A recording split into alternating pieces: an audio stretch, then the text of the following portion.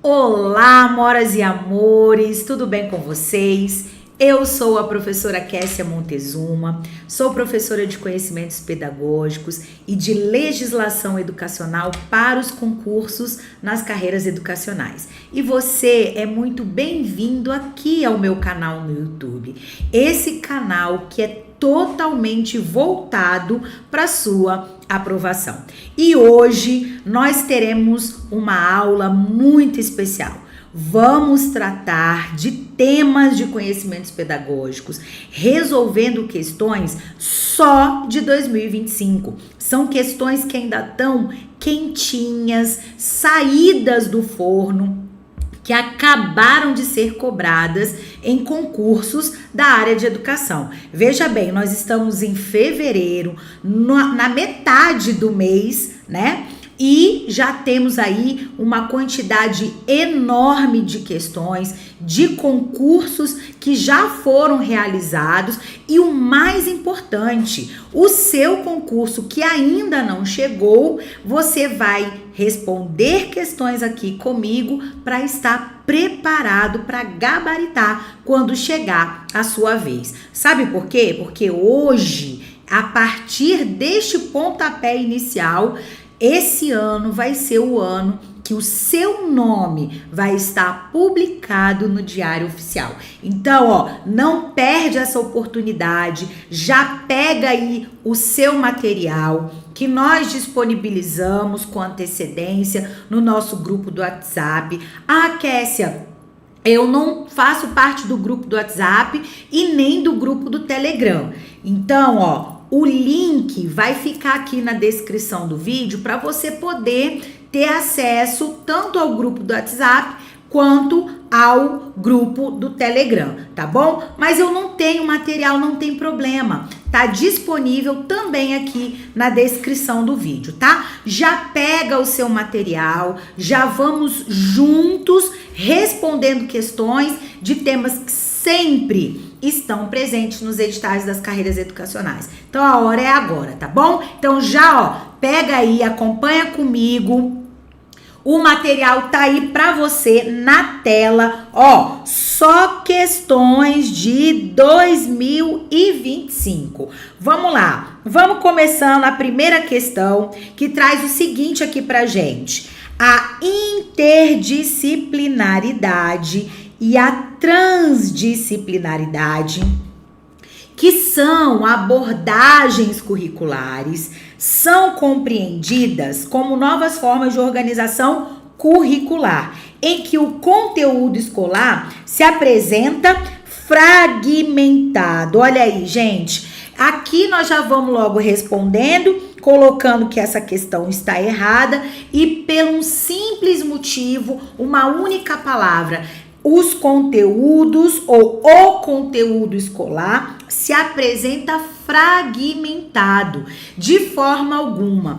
Tanto a interdisciplinaridade quanto a transdisciplinaridade, elas vieram justamente para mudar essa perspectiva, para mudar essa abordagem da fragmentação dos conteúdos, buscando a relação, a ligação entre esses diferentes conteúdos. Então, falou em fragmentação, falou em separação, falou em desarticulação, não combinam essas palavras nem com a inter e nem com a transdisciplinaridade, tá bom? Vamos lá, questão de número 2, ainda sobre esse tema que vem ocupando aí um grande espaço nos editais, nos conteúdos que são cobrados aí em provas. A interdisciplinaridade caracteriza a exposição de um conteúdo a partir de diferentes disciplinas. Interligação, relação, sem a necessidade de relacioná-las entre si. Errado também, né? Porque é justamente ao contrário. Se ela recebe esse nome de interdisciplinaridade, a intenção é fazer uma ligação, é estabelecer um elo, estabelecer uma ligação entre as diferentes disciplinas, entre as diferentes áreas do conhecimento, justamente nessa tentativa de superação dessa fragmentação, entendendo que o conhecimento, ele está interligado, e através dessa ligação que existe entre as diferentes disciplinas, o conhecimento se amplia, tá? Então, muito cuidado, não pode existir, tá? Quando se fala de inter e transdisciplinaridade, essa ideia de fragmentação, de separação, tá bom? Vamos lá, questão de número 3. A teoria curricular pós-crítica engloba dinâmicas de questões étnico-raciais, consideradas narrativas diversas e plurais acerca de acesso e exclusão, riqueza e poder, que configuram o mundo contemporâneo. E essa questão 3, tá corretinha. Que assunto que nós estamos aqui respondendo nessa questão de número 3? São as teorias de currículo. A partir delas é que se estabelece que tipo de sujeito que se quer formar, para que sociedade esse sujeito será formado.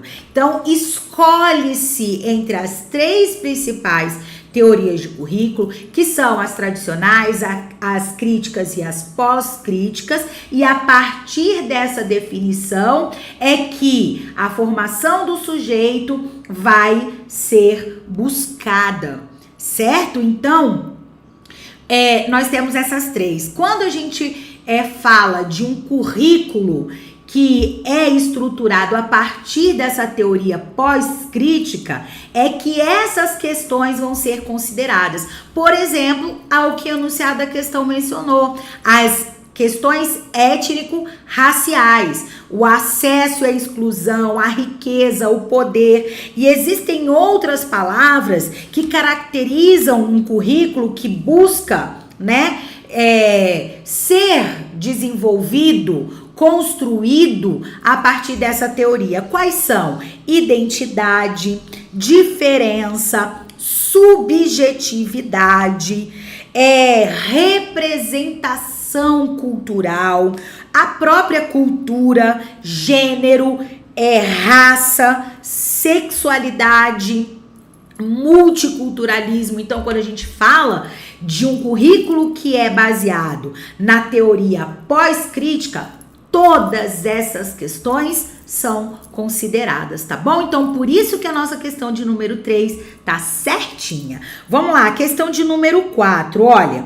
As mudanças curriculares ocorrem no movimento quase sempre vertical, por vezes até dificultando o currículo formal, aquele pré-estabelecido pelos governos. Portanto, podendo dar lugar a outros tipos de currículo, conforme abaixo, identifique e marque a alternativa, o quê? Correta, para os itens 1 e 2. Então, vamos lá.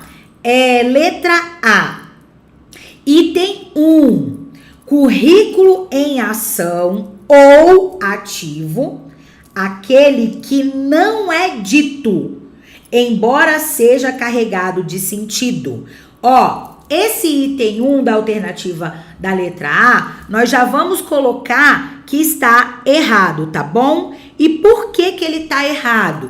Porque aquele que não é dito, embora seja carregado de sentido, não é o currículo em ação. Não é a manifestação do currículo em ação, e sim a manifestação de currículo oculto, ou ainda currículo implícito, tá bom? Então, não se associou o nome ao conceito próprio dessa manifestação. Então, por isso que está errado. Olha o 2, currículo oculto, o que acontece efetivamente na sala de aula. Aqui também está errado.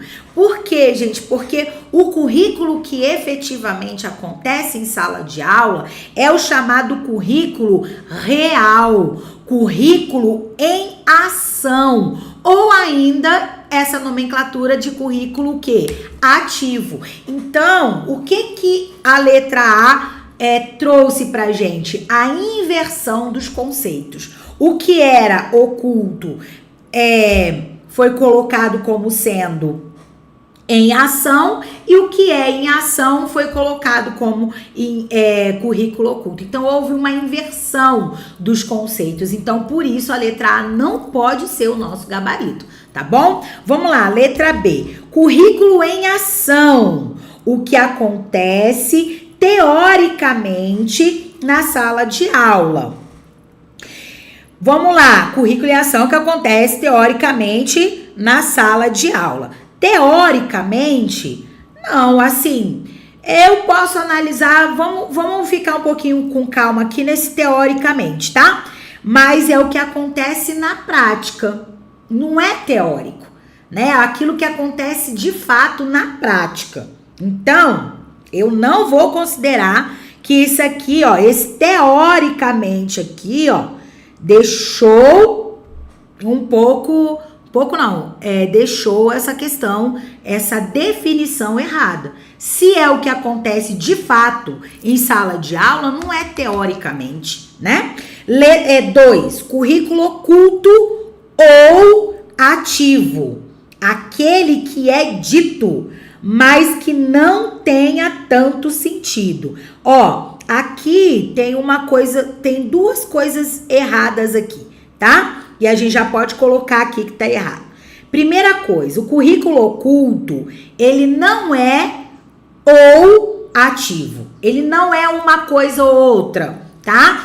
Pode ser chamado por uma nomenclatura ou outra, não. Currículo oculto, ele é o currículo implícito ou currículo implícito. Currículo ativo ou em ação é outra manifestação de currículo. Tá certo? Então, aqui, ó, já estava errado essa nomenclatura. E ainda vem dizendo assim, o oculto, aquele que é dito, mas que não tenha tanto sentido. Não, o currículo oculto, ele faz todo sentido. Embora ele não esteja previsto, prescrito, e de uma forma clara, objetiva, ele tem muita relevância, tá? Então, ele tem sentido. Então, essa letra B também não pode ser o nosso gabarito. Vamos para a letra C. Currículo em ação ou currículo ativo. Aqui na nomenclatura tá certinho, tá? Currículo em ação, currículo ativo, currículo real, tá? Existe essa nomenclatura também. Se você se deparar com ela em alguma questão de prova, saiba que é a nomenclatura que é usada para a mesma manifestação de currículo, tá? Vamos lá. O que acontece, ó, agora sim, ó, efetivamente na sala de aula e não teoricamente, efetivamente a gente pode entender também na prática, tá? Dentro de sala de aula, na prática.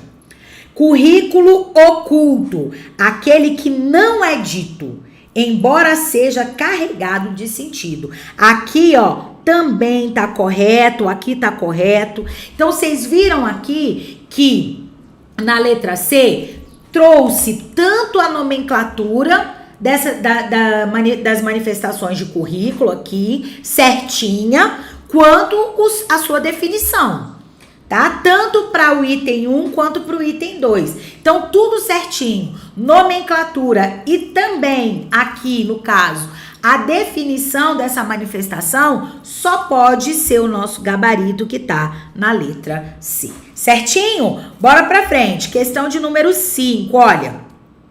O planejamento na escola inicia-se com a elaboração do plano de aula. E aí, amoras e amores, o planejamento tem início lá onde, ó, é na escola, tá? Então, a gente tá falando especificamente de um lugar, de um ambiente onde se planeja. E aí, isso aqui, ó, está errado, tá bom? Por quê? Porque quando a gente fala do planejamento escolar ou o planejamento que vai acontecer na escola, nós temos que ter a clareza que o planejamento, ele vai ter 3 modalidades. São 3, ó. Eu vou colocar aqui pra gente lembrar, tá bom? Ó, planejamento. Vou até botar assim meu tablet do jeitinho que eu gosto de escrever. Vamos lá. Planejamento escolar. A gente está falando daquele que vai acontecer aonde? Lá na escola. Ele vai gerar três documentos, tá? Ele vai resultar em 3 documentos. Primeiro, o plano da escola, que também é conhecido como o PPP, ok? Ou seja, aquele plano que vai pensar a escola na sua totalidade, em todas as suas dimensões, administrativa, pedagógica, financeira. É o que vai trazer ali qual é a intencionalidade, qual é a função social daquela escola.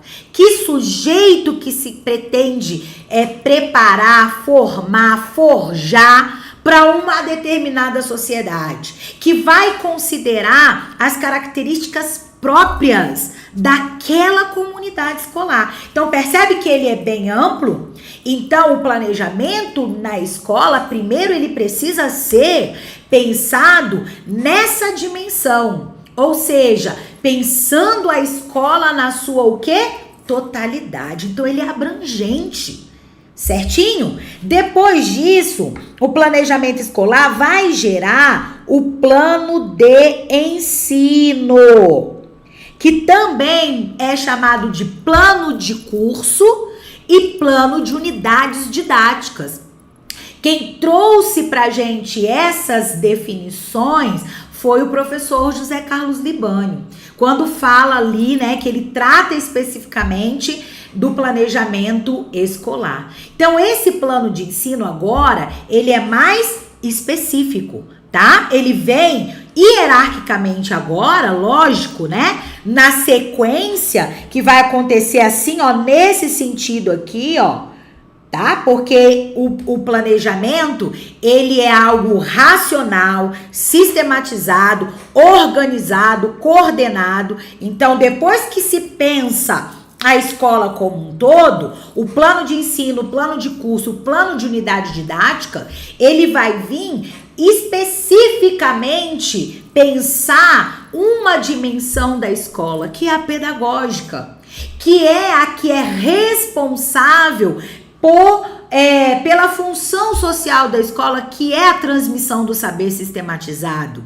Então, nessa perspectiva, nesse sentido, esse plano de ensino, ele vai definir objetivos gerais e específicos, ele vai trazer os conteúdos, ele vai trazer os métodos, ele vai trazer a avaliação, todos os componentes que são do processo de ensino-aprendizagem vão estar presentes dentro desse plano, definido dentro desse plano, para que possa se trazer aí a sistematização da transmissão desse saber, tá certo? Então, ele agora não é mais a escola como um todo, e agora sim essa dimensão pedagógica. Definidos os objetivos gerais e específicos, os conteúdos, a organização das disciplinas, os projetos que vão ser desenvolvidos aqui a partir dos normativos, tanto daquele sistema de ensino como os normativos de amplitude nacional, como, por exemplo, a própria BNCC, tá? Que trata dessa dimensão pedagógica.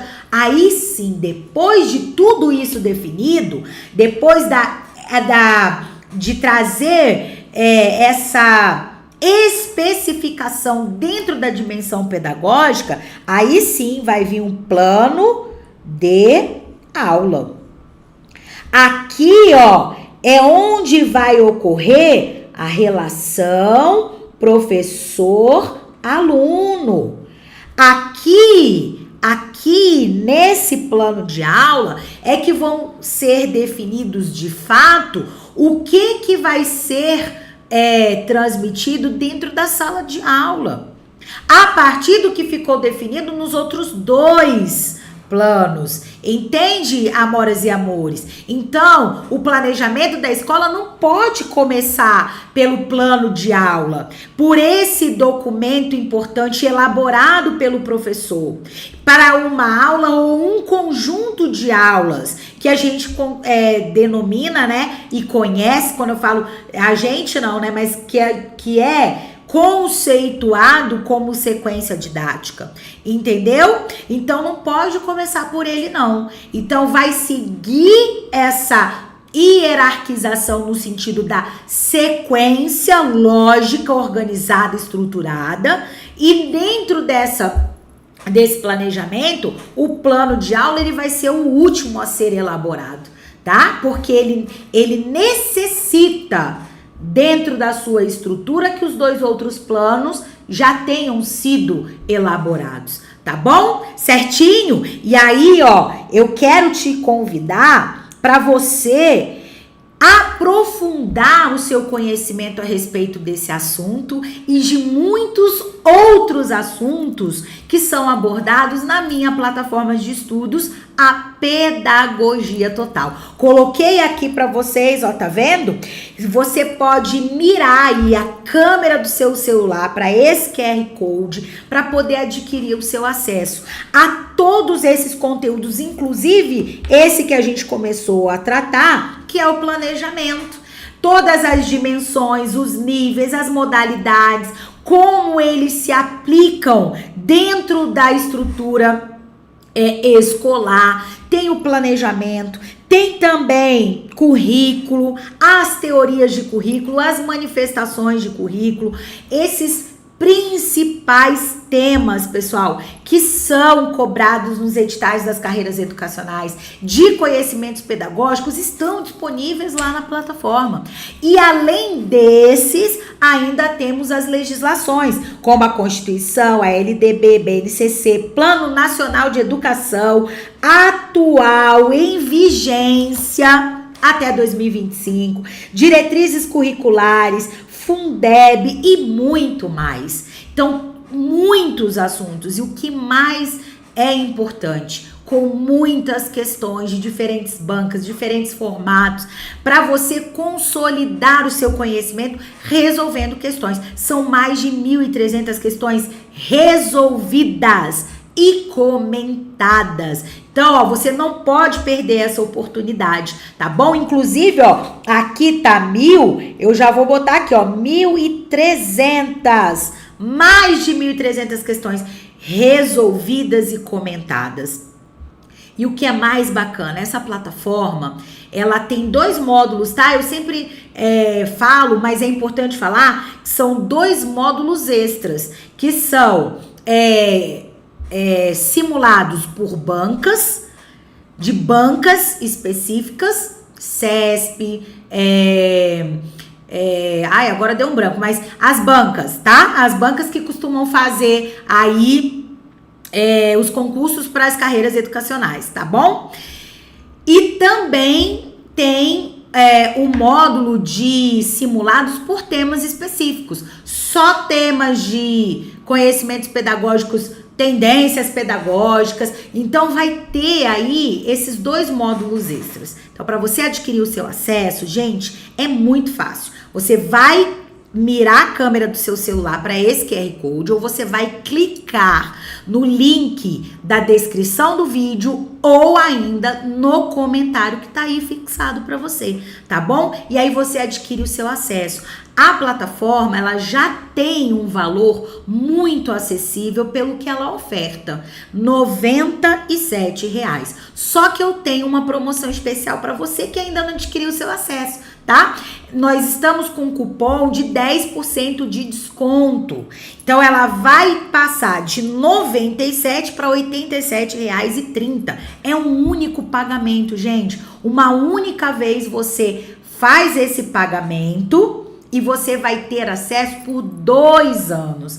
2 anos, uma plataforma com maior tempo de acesso do mercado. 2 anos. E tudo que for atualizado, você vai receber a atualização na plataforma sem precisar pagar absolutamente mais nada por isso. Então, ó, se você ainda não adquiriu o seu acesso, corre, aproveita essa promoção, porque ela vai durar por pouco tempo. Vai durar somente até terça-feira, dia 18, às 23h59. Depois não vai reclamar. Já tem um monte de gente que adquiriu o acesso, está se preparando para ser aprovado e muita gente que já adquiriu e já inclusive tomou posse, tá bom? Então, ó, corre lá para você garantir o seu acesso com desconto, tá bom? Bora continuar então,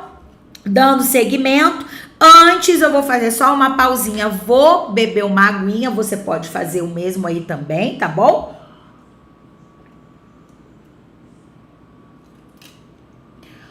Dá uma hidratadazinha, porque vamos seguindo para resolver nossas questões de hoje. Questão de número 6, olha lá. O plano de ensino, ó, você já teve aí, ó, uma breve exposição do que ele é. Então, ó, o plano de ensino consiste na descrição de um roteiro para cada aula, ó, cada aula. Ou seja, é um documento de uso cotidiano que indica as estratégias de ensino e os métodos avaliativos. E aí, meus amores, o que você vai responder aqui depois dessa exposição que eu coloquei para você? Vai colocando aí a sua resposta no comentário, que eu quero ir vendo o que vocês estão colocando, tá bom? E nesse caso aqui, a nossa questão de número 6, ela tá errada, tá bom? Porque para cada aula, ó, cada aula, ou um conjunto, que é o máximo, tá? Conjunto de aulas que nós conhecemos aí como sequência, aqui ó, sequência didática. Quem que é? É o plano de ensino? Não. É quem? Plano de aula, amoras e amores. Por isso que essa questão de número 6, ela tá errada, tá bom? Vamos lá, avançando. Questão de número 7, ó. Segundo Vasconcelos, 2012, o planejamento escolar não, ó, tá bem grande. Não é letra A, processo contínuo e global, para ele é. Então, ó, correto, aqui tá correto. Ela quer, a questão quer o que não é, segundo esse autor, tá? O Celso Vasconcelos, que também é um autor especialista quando o assunto é planejamento, tá bom? Vamos lá. Para ele, o planejamento escolar é sim um processo contínuo e global. Letra B. Produto subjetivo, individual e provisório. Ah, sim. Aí sim, na nossa questão de número 7, ele considera sim que o planejamento não é um produto subjetivo, não é individual. O planejamento qual? O escolar, tá? Não é individual e também não é provisório. Então, são características que ele destaca que não estão presentes no planejamento escolar. Portanto, o nosso gabarito da questão 7 é a letra B, certinho? E aí, ó, é importante a gente entender também que quando o Vasconcelos fala do planejamento escolar, ele traz ali uma frase que precisa ficar internalizada, porque esse conceito dado por ele é cobrado pelas questões de prova de diferentes maneiras, tá? De diferentes formas. Quando ele fala de planejamento escolar, ele entende que, ele define que planejamento escolar, ele é algo permanente. Em que sentido? Permanência de que deve sempre, sempre, sempre acontecer. E eu costumo dizer nas minhas aulas, tanto presenciais quanto online, aqui no canal, que eu já fiz várias aulas sobre planejamento, já resolvi várias questões sobre esse tema, dizer que não existe uma ação docente sem que haja planejamento. Gente, isso não existe.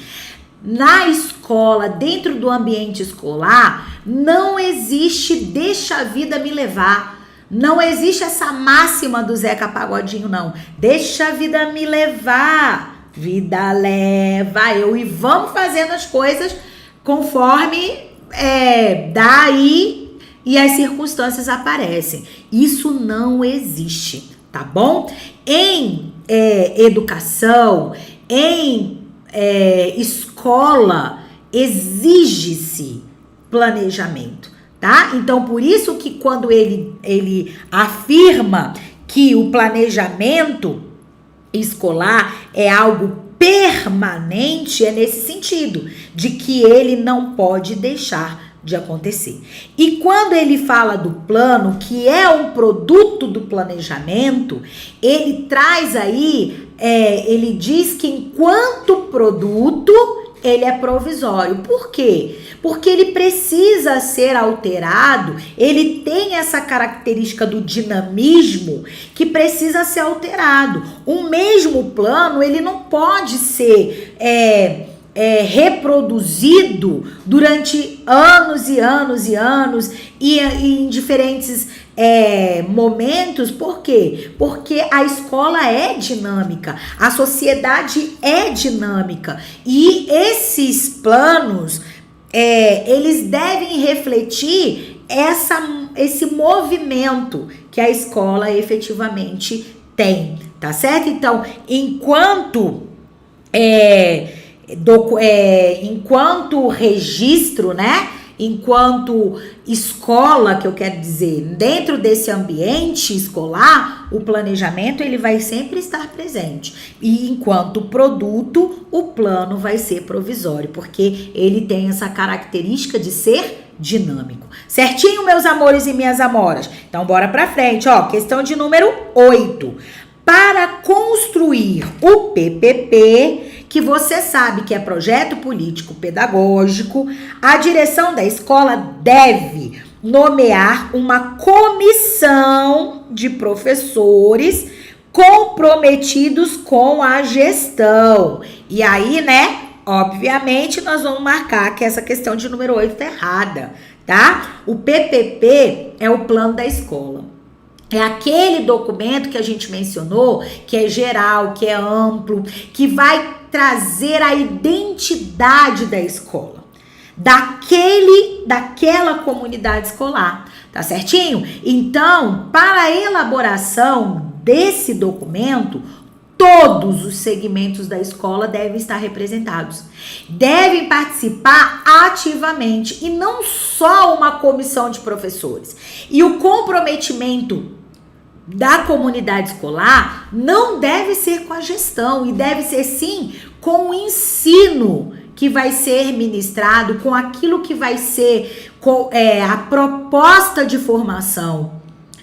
E deve estar comprometido com a gestão democrática, com os processos formativos desses estudantes daquela comunidade escolar.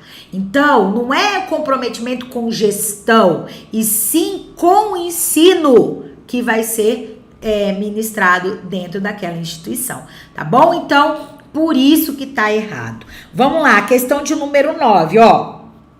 A dimensão política política, do projeto político, quer dizer, do projeto pedagógico, caracteriza-se justamente pelo seu caráter pedagógico, certinho, tá? Lembrando que a dimensão política, que eu vou botar bem aqui, que é diferente, lembra desse sinalzinho da matemática? Política é diferente de partidário ou partidária. A dimensão política não tem nada a ver com partidário. Não tem a ver com a ideologia de partidos políticos. Não tem a ver. A dimensão política, ela é aquela dimensão que vai buscar a formação do sujeito. Um sujeito crítico, reflexivo, consciente do seu papel individual como sujeito, mas sem desconsiderar que ele está dentro de uma o quê? Coletividade, de uma sociedade. Então, essa dimensão política tem a ver com a formação desse sujeito, que tem a capacidade de olhar tudo que rodeia com um olhar de criticidade e não um olhar alienado às diferentes e múltiplas realidades que o cercam, entende? Então, essa dimensão política é que faz parte dessa nomenclatura de PPP. Só que essa dimensão política, ela vai se materializar através da dimensão pedagógica. E por isso que Ilma Passos Veiga, ela define que a dimensão política e a pedagógica, elas não se separam. Embora cada uma tenha o seu conceito, a sua definição, elas são indissociáveis. Uma se materializa por meio da outra. Certinho? Então, quando a gente fala desse sujeito crítico, desse sujeito reflexivo, desse sujeito que vai aí buscar, né, a sua formação, a aquisição do saber, para atuar no contexto, ele precisa da dimensão pedagógica, que é justamente a sistematização do conhecimento construído nas diferentes gerações, tá certo? Então, é nesse sentido que elas estão interligadas e não se separam, tá bom, meus amores e minhas amoras? Então, bora pra frente. Não esquece disso, tá? Questão de número 10. Assinale a alternativa que preenche a lacuna abaixo corretamente. Anísio Teixeira foi um dos maiores nomes da educação no Brasil. Reconhecido por seu trabalho em defesa de uma educação pública, gratuita e de qualidade para todos. Ele foi pioneiro na implementação de uma educação voltada para a formação integral do indivíduo, influenciado pelos ideais da letra A, pedagogia de projetos? Não, ele não está ligado a essa questão, né? Essas ideias que fundamentam aí uma ação pedagógica. Pela educação à distância? Também não. Letra C, pela educação bancária? Também não, tá?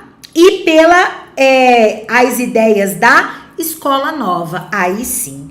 Aqui, ó, letra D, ideias da escola nova. Ele foi um dos pioneiros, inclusive participou do documento que trouxe aí uma visão diferente da educação que se estabelecia no contexto brasileiro, tá? Na década lá de 30.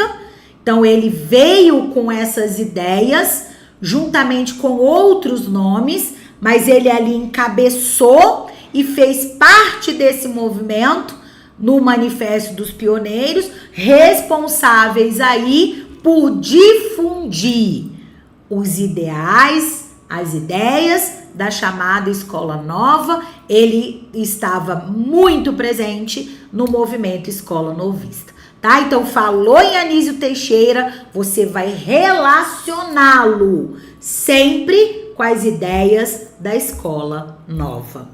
E o que ele defendia? Uma educação pública, gratuita, laica e de qualidade, tá? Que dentro do nosso contexto histórico também, se a gente for aprofundar, ele também defendia uma escola laica lá na década de 30, tá bom? Então vamos lá. Questão de número 11, olha aí. As tendências educacionais expressam as diferentes visões teóricas e práticas sobre o ensino, aprendizagem, influenciando diretamente o trabalho docente e a relação entre professores e alunos na sala de aula. Essas correntes educacionais, que a gente chama também, viu, gente, de concepções ou tendências pedagógicas, foram moldadas ao longo do tempo por contextos históricos e sociais, refletindo ideologias diversas que vão desde a valorização do ensino tradicional até propostas mais críticas e libertadoras. Sobre as principais características dessas tendências, analise as alternativas a seguir e escolha a correta, tá bom? Então vamos lá. Letra A. A tendência progressista, aqui ó, progressista, rejeita o diálogo com a realidade do aluno, propondo uma prática educacional que valoriza apenas a transmissão de conteúdos tradicionais. Aqui, ó, nós já vamos marcar que essa alternativa tá errada. Sabe por quê? Porque a tendência progressista é justamente ao contrário disso. Ela não rejeita o diálogo, não. Ela propõe um diálogo com a realidade do aluno. As tendências pedagógicas que são classificadas dentro desse grupo maior, que é o grupo das tendências progressistas, elas vêm justamente para propor esse diálogo, essa conversa do aluno com as suas realidades sociais, tá bom? Então, por isso daqui não pode ser. Letra B. A tendência tecnicista concentra-se no desenvolvimento integral do aluno, ó, priorizando aspectos emocionais, sociais, culturais, em detrimento de objetivos acadêmicos. Nunca, jamais, tá? A tendência tecnicista, ela é caracterizada, inclusive, pela objetividade. É uma das características que a tendência pedagógica liberal tecnicista tem, tá? Como o papel da escola, rejeitar todo tipo de subjetividade. Então, quando você fala em aspectos emocionais, existe aí uma subjetividade. Por quê? Porque cada sujeito tem as suas características, inclusive suas características emocionais. E a tecnicista não leva nada disso em consideração. Ela não prioriza nada disso, pelo contrário, tá? Ela afasta todo e qualquer tipo de subjetividade, certinho? Então, jamais poderia estar correta essa afirmação em relação à tendência tecnicista. Inclusive, se você ainda tem dúvida sobre tendências e concepções pedagógicas, lá na plataforma existem aulas que abordam assim de forma minuciosa cada uma dessas tendências pedagógicas e suas características, tá? Então, ó, não esquece dessa dica de milhões. Letra C. A tendência tradicional,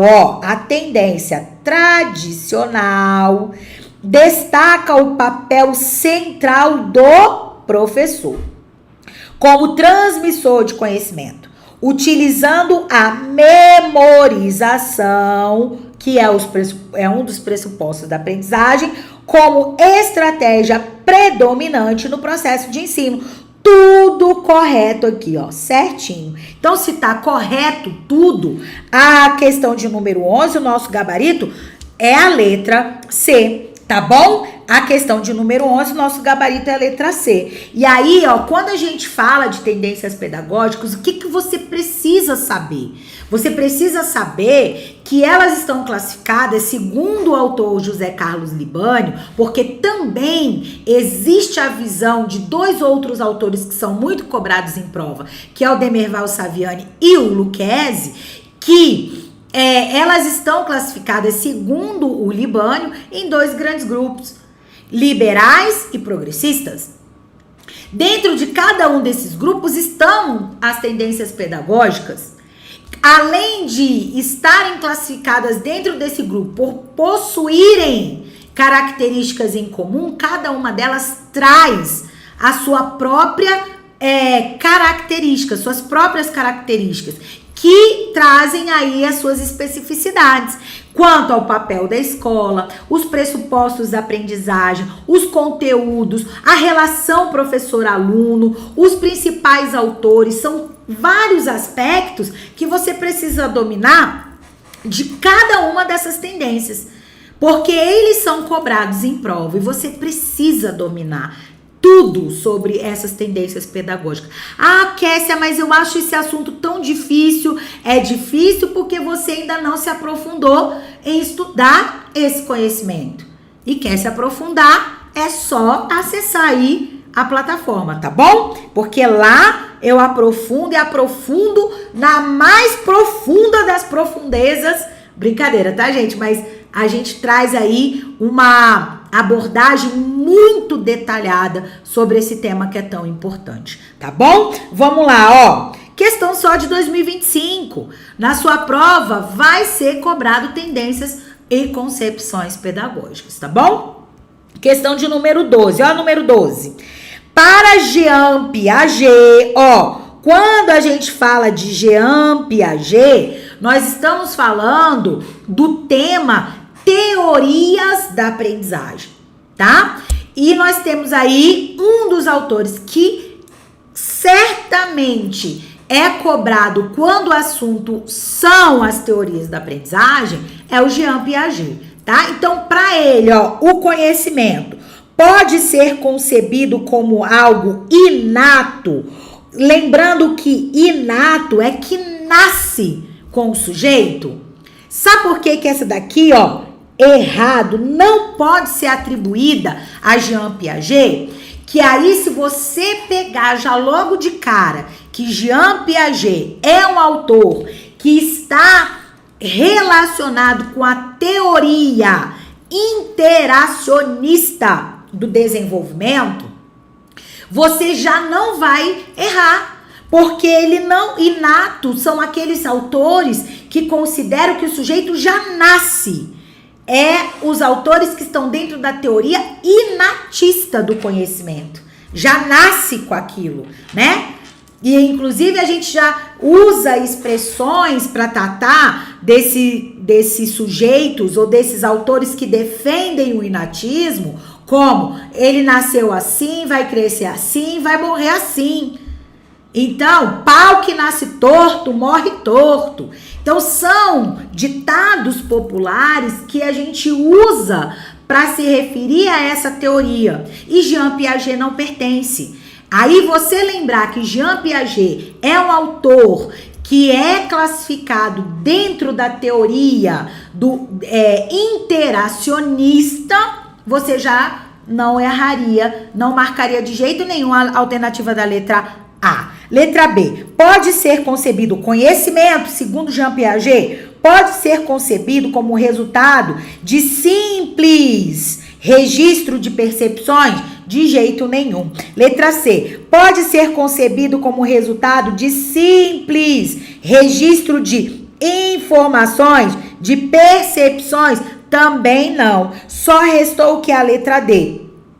Ele é resultado, olha só, gente, das ações e interações do sujeito com o ambiente onde vive. Então, trouxe aí características que são próprias da teoria do quê? Interacionista. Teorias interacionistas. Então, por isso ele é classificado um autor dentro dessa vertente teórica, tá? Então, 12, letra D. Vamos lá. Questão de número 13, ó. A teoria sociointeracionista de Vygotsky destaca o conceito de zona de desenvolvimento proximal, a ZDP. Sobre esse conceito, é correto afirmar que a ZDP representa. Vamos lá. Aí, ó, é outro autor que quando fala de teorias da aprendizagem, ele vai estar presente. As bancas adoram, lembrando, ó, se você se ligou, se você tá se lembrando, todas essas questões são de 2025. Questões que já foram cobradas. Esse tema certamente vai estar presente na sua prova e você precisa dominar, tá? Então, um dos pontos da teoria de Vygotsky que é cobrado muito em prova são as chamadas zonas de desenvolvimento que ele trata, que ele conceitua, tá bom? Então aí a ZDP para ele é o quê? Um conjunto de habilidades que a criança já domina sozinha? Não, isso aí ele chama de zona de desenvolvimento real. É aquilo que a criança já sabe fazer sozinha, tá? Então não pode ser a ZDP. O nível de desenvolvimento que a criança alcança com a ajuda de outros. Aí sim, aqui é o conceito de zona de desenvolvimento proximal. É aquilo que a criança vai desenvolver, mas ela precisa da ajuda daquele outro que já tem esse conhecimento já consolidado, tá? Então, por isso, é a zona do desenvolvimento proximal. Ele vai se aproximar, ele vai chegar a esse conhecimento por aqui, ó, ajuda de outros.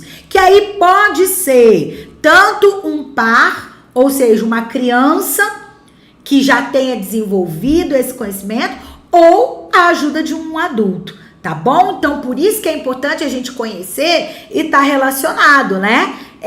Esse conhecimento aplicado dentro da educação, que é o que a gente, professor, a gente acaba fazendo quando vai trabalhar com as crianças determinados conteúdos. Nós já sabemos, nós já conhecemos, nós dominamos. E aí, a gente auxilia essa criança a adquirir esse conhecimento, tá? Então, ele vai estar nessa zona, onde ele vai alcançar um conhecimento com a ajuda de outro, seja uma outra criança ou um adulto, tá bom? Certinho? E aí, quando a gente fala de Vygotsky, você precisa dominar a conceituação do que é zona de desenvolvimento real, zona de desenvolvimento potencial e a zona de desenvolvimento proximal, tá bom? Vamos lá, questão de número 14. Segundo Vygotsky, qual é o papel da linguagem no desenvolvimento cognitivo? É outro aspecto que esse autor dá ênfase na sua teoria. Ele fala sobre a linguagem, um elemento central para ele no desenvolvimento cognitivo das crianças, tá? Dos sujeitos, dos indivíduos. E o que ele diz que é papel da linguagem na teoria dele? Letra A, que a linguagem é apenas, ela é apenas um meio de comunicação entre as crianças? De jeito nenhum. Apenas deu uma reduzida, né? Ou seja, ela só tem essa função de trazer a comunicação entre as crianças, de jeito nenhum, tá? Para ele não é apenas isso não, tá bom? Letra B. A linguagem é uma ferramenta fundamental para o pensamento, ó. É uma ferramenta aqui, ó, fundamental para o pensamento e a mediação, ó. Ele usa muito essa ideia de mediação das interações sociais. Lembrando que ele também é um autor, o quê? Interacionista. Ou seja, as interações sociais possuem para ele, na teoria dele, um papel relevante, sendo central, a linguagem sendo central no processo de aprendizagem. E aí, né, meus amores? Certinho. É exatamente isso que ele entende que é o papel da linguagem no desenvolvimento cognitivo. É o que ele defende na teoria dele de aprendizagem, tá bom? E questão de número 15, ó, pra gente fechar, né, amores e amores,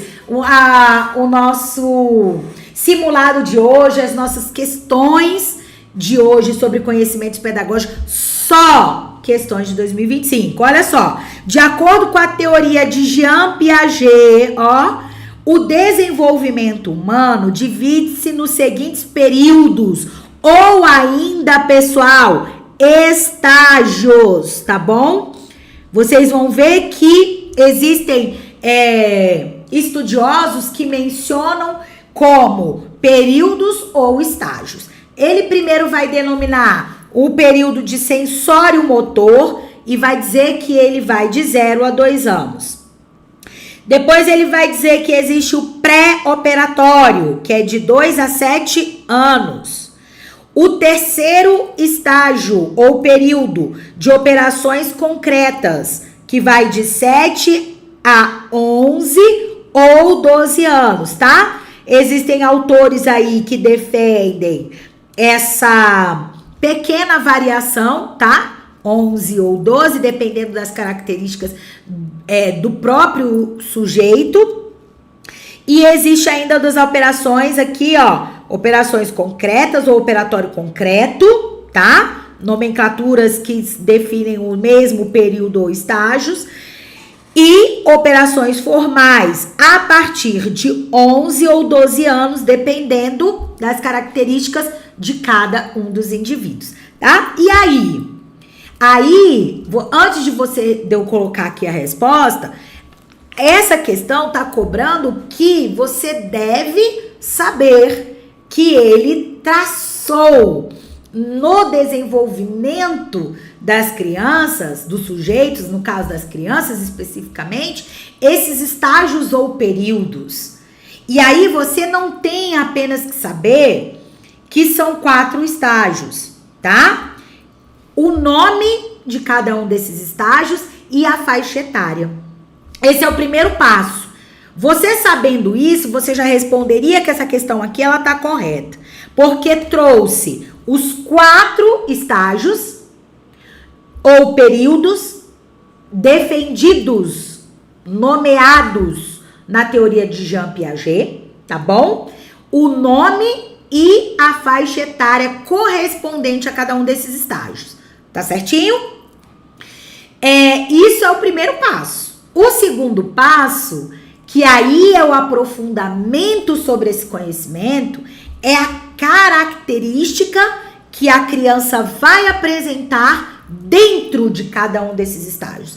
Cada um desses estágios possui características próprias, para você poder chegar e dizer, não, esse sujeito está nesse estágio do desenvolvimento. E a partir dessas características, por isso que é tão importante e por isso que elas estão diretamente ligadas ao nosso contexto educacional, que aí eu sabendo dessas características, eu sei qual é a intervenção pedagógica que vai ser aplicada a cada um desses estágios, Tá certinho? Então é por isso que você tem que conhecer as características para que você possa direcionar a sua ação pedagógica de forma assertiva, para que essa criança possa se desenvolver cognitivamente, tá certinho? Então, aí aqui na questão tá tudo correto e tá tudo certinho, então, ó, tudo ok, tá bom? E aí, amoras e amores, ó, a gente finaliza a nossa resolução de questões hoje aqui no canal. Quero agradecer demais a você que esteve aqui comigo desde o início, chegou aqui até o final, a sua participação aí nos comentários. Me fala, me diz como é que você se saiu, qual desses conteúdos que nós abordamos que você teve maior dificuldade, para que eu possa aí entender o que está acontecendo com você e direcionar aqui no canal, de repente um tema, um assunto que eu vi que vocês tiveram maiores dificuldades, tá bom? Me fala como foi o seu desempenho, ou então me diga isso também, porque é importante que você compartilhe comigo. Olha, professor, eu tô me desenvolvendo, cada dia mais eu tô evoluindo, passando de um estágio para outro na minha preparação. Isso é muito bom, interagir com vocês e saber como é que vocês estão nessa trajetória é fundamental aqui para mim, até mesmo para que a gente possa levar até vocês aqueles temas, aqueles conteúdos que vocês identificam que tem maiores dificuldades, tá bom? E aí, ó, eu vou deixar aqui para vocês as minhas redes sociais. Lá no Instagram você me acha no @KessiaMontezuma. Eu tenho, como eu já falei para vocês, um canal no Telegram, Pedagogia Total. Lá eu disponibilizo com antecedência as questões de simulados, materiais que vão ser utilizados nas aulas, nas lives. Lá também eu compartilho dicas. Lá também eu coloco dicas também, né? Dicas e informações exclusivas para quem tá lá no grupo também, tá? Do Telegram. Então vai ser um prazer ter você lá comigo também. E se você chegou aqui, ó, no canal Professora Kessia Montezuma no YouTube, mas ainda não está inscrito, ó, se inscreve, tá bom? No canal, se inscreve direitinho para que você possa tá? Você se inscreve no canal, você ativa o sininho das notificações. Nós temos aí que vai estar sendo disponibilizado aqui no canal o nosso curso de LDB, tá? Então você vai estar sempre sendo notificado de quando algo novo é postado. E o mais importante, tá, gente? E que não custa nada, mas tem um valor enorme aqui pra mim, é você compartilhar o nosso canal com o maior número de pessoas. Se o vídeo foi importante pra você, dá o like, compartilha, tá bom? Porque assim você fortalece o canal. O YouTube vai entender que tem conteúdo relevante, vai mostrar para o maior número de pessoas. E cada vez mais eu vou poder estar levando até você conteúdos de qualidade. Então, ó, desejo para você uma excelente semana, que você tenha uma semana muito produtiva, com muito conhecimento e, acima de tudo, com muita paz, tá bom? Nós nos encontramos numa próxima oportunidade. Um forte abraço a todos e até mais!